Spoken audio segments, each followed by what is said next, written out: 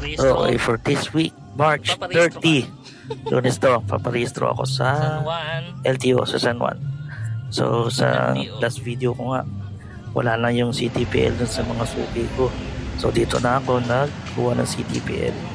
So 1,150 plus cut kong nila na siguro 100 pesos yata yun. Basta sobra yung binigay ko. Yun, ito ay sa emission. Ito yung sa insurance na mahal. Buti na lang aircon at malamig sa init ng panahon ngayon. Masarap yan. Sulit yung 100 kung binayad na sobra. So ito na yung step bago yung register talaga. So after mo magpa emission, magpa-park ka sa may Agora kung wala nang parking doon sa mismong LTO. So yan, mainit dyan kasi syempre hindi naman siya covered. Yan o, hindi kasi sikat ng araw, apakainit. So yan, after yan syempre car wash sa iba biyahe ng Tarlac after 2 days. So yan ang aking ginawa. Syempre singit na, masarap malinis yung sasakyan pag biyahe. So syempre gas, para hindi naman gas pagpaalis na, ipit sa oras din. Wala, mahal talaga yung gas, walang choice. Gusto mo bumiyahe. Ito March 31, ito yung sasab muna o kay Ara sa umaga para bantayan si Jojo. Kasi meron siyang CT scan. Ayan, just walking. Ito yung nag-commute lang ako eh. Ayan. Ito yung loob ng PGH. Maganda niya, maliwalas, malaki. Jojo. Ayan, ito kasama ko si Mojo Jojo. Ayan siya. Kaway-kaway. Kaway-kaway. Lalagyan sa YouTube. Ayan, sabi ko lalagay sa YouTube. Sana may manood. Yung uling video ko, 8 views. Okay na rin. O April 2, Webis Santo. Ito ang Mr. Tarlac, nakauwi na. And ito ang lupain nila Mrs. Na Dito maraming puno. sa car, may malaki eh. Masarap talaga pag maraming puno kahit maraming daon nalalaglag, presko. Kasi buti tinanggal mo yan, napakainit. Lalo na dito sa Tarlac. Ayan yung anak ko makulit. That's Emps. And Yayi and Jean. So yan, so medyo magtatagal dito, kaya bumili ng tubig. Yan. What? Ayan, yan. Punuin na yung lahat ng basyo. Ayan, syempre, makalat na kotse. Yan talaga pag maraming kids. Ayan, lagay muna sa likod. And then, hello, Emps. Kulit na anak ko. Sabi yan. Dalawa kasi puyo. Niniwala ba kayo dun? Ito, spider. Kaya punta. Ayan, with Jean. So, piprap kami dyan. May pupuntahan kami eh. Mag-ano nga kami.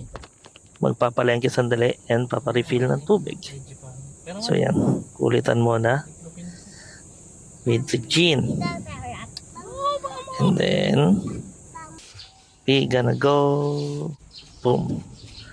Right, this is, nakabili na kami ng tilapia para pang tanghalian. Ayan, since walang gas, ang mahal, 1.5. Ang isang gasol, mga panahon na yan ha. That was last week. Ginagawa mo na. Nag-uling kami since maraming uling kasi nagputol ng puno dyan sa Tarlac. So, inuling yung iba. Yan. April 3 the next day na. This is Biyernes Santo na. So, prepare lang ng breakfast. Breakfast sa umaga ba? Yan. Fast forward na lang yan. So, yan. Itong kubo na to pinagawa namin. Actually, kubo na siya ni Nanay B eh. Pinarepair na lang ng konti para mapainabangan. Kasi since kahoy yan, kinain na ng mga anay kasi maraming puno ng mangga. So, kung maraming puno ng mangga, maraming anay, masisira talaga yung mga kahoy-kahoy magamit. So, ito lang ang ginawa ko. Naprep ko lang yung mga rekado dyan. Hindi ko na na-videoan yung luto ng mismong itlog. So, usually kapag mahal na araw, dito talaga kami sa Tarlac. Ito lang ang ginagawa naming pahingahan. Siyempre, fresh air. And siyempre, andito yung mga kamag-anak ni Mrs. Masarap. Ayan. Prep lang. And then, magluluto na ng itlog. Ayun. Kayo ba? Saan kayo nagbabakasyon tuwing mahal na araw? Actually, ginagawa ko tong video na to para paalala sa sarili ko pag ating ng araw, kung wala na ako maalala, papanoorin ko. Sana may YouTube pa nun. At hindi pa tayo ginera ng US o ng Iran. Anywho, anyway, anyhow, ayan, para ako nag-anyhow dyan. Kasi, isa yan sa mga uling na inuubos namin. Okay. Yan, fast forward na lang yan. Grabe na ito.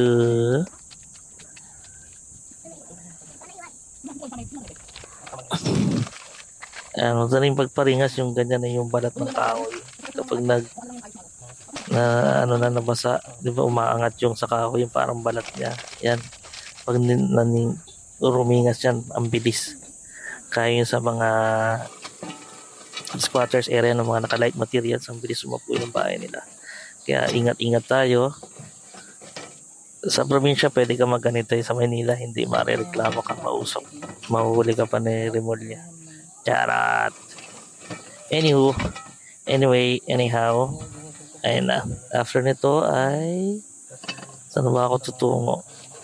Oh my God, this is dead air. Ayan, prep na kami na itlog. What can you say, Yai?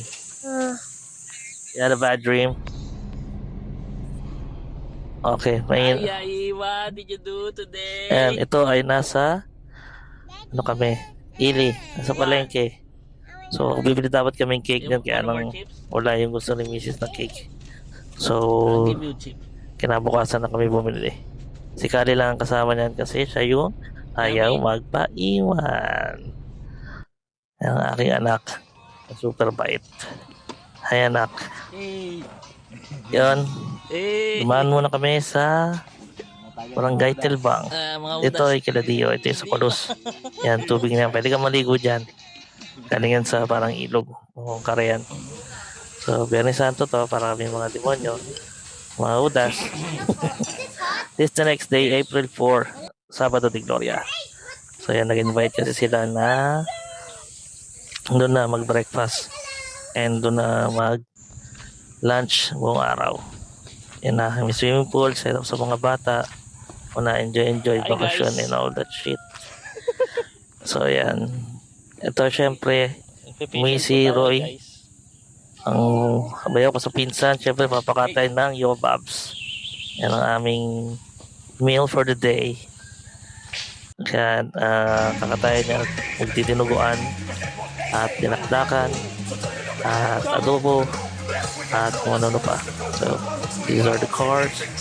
And ito yung lote nila Dio. Diba ang laki? Para isang barangay yan pag sa Tondo. Sana all. Charot.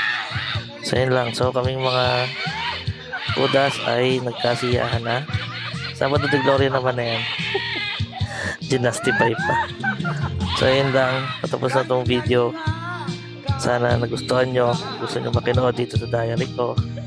At sana kung pinanood ko ito pagtanda ko ay magbalik ang mga memorya ng aking kasiyahan at walang hiyaan. So yun lang. Like, follow, and share. Babush!